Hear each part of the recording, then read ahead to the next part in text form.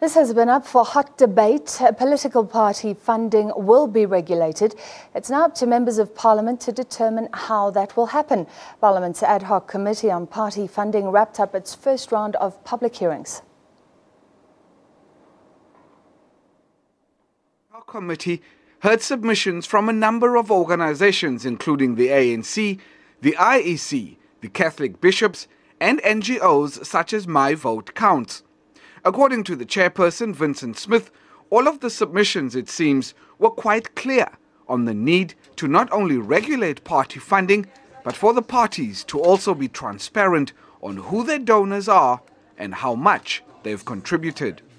It was very strong that we need to regulate private funding. Now, regulation could include disclosure. It could include where the funds come from.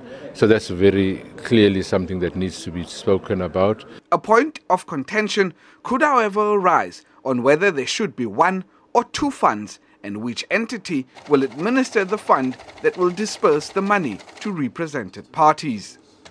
Who manages the fund? Does the IEC have the necessary capacity, or should we have the IEC doing what they're doing now? And if we introduce regulation on private funding, should we have another regulatory body that looks at it not only just to be a conduit, but also to ensure that there is compliance?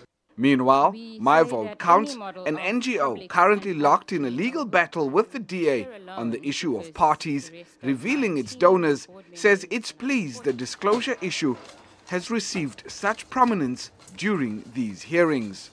It seems transparency is the most important principle here for different reasons, and I'm glad that organizations and people came forward to give what their perspective was on why transparency is so important.